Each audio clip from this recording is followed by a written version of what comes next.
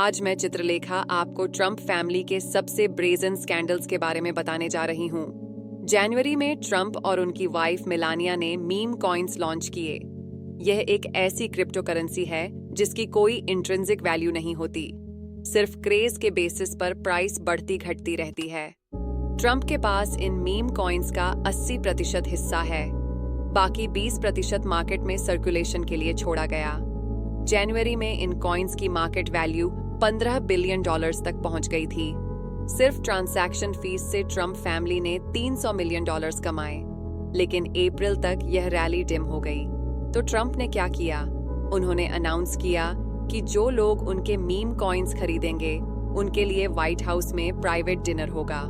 इस अनाउंसमेंट के बाद फिर से रैली आई और पिछले थर्सडे को ये डिनर एक्चुअली हुआ भी। सबसे शॉकिंग बात यह है कि व्हाइट हाउस ने इस डिनर की गेस्ट लिस्ट तक रिलीज नहीं की।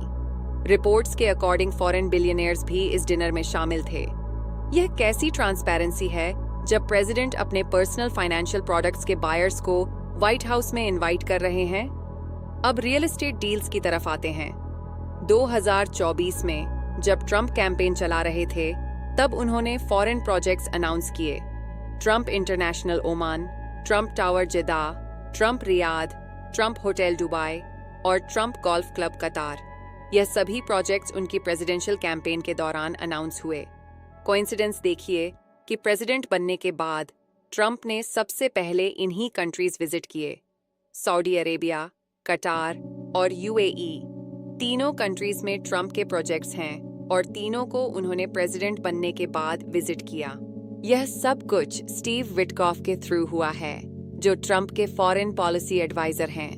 विटकॉफ के बेटे एलेक्स और जैक भी वर्ल्ड लिबर्टी फाइनेंशियल कंपनी के प्रोमोटर्स हैं, जो ट्रम्प फैमिली के साथ मिलकर पाकिस्तान के साथ डील्स कर रही हैं। व्हाइट हाउस स्पोक्सपर्सन का डिफेंस देखिए। प्रेसिडेंट सभी applicable conflict of interest laws को फॉलो कर रहे हैं। यह अब्सर्ड है कि कोई इंसिन्युएट करे कि प्रेसिडेंट प्रेसिडेंसी से प्रॉफिट कर रहे हैं, लेकिन ट्रांसपेरेंसी कहाँ है?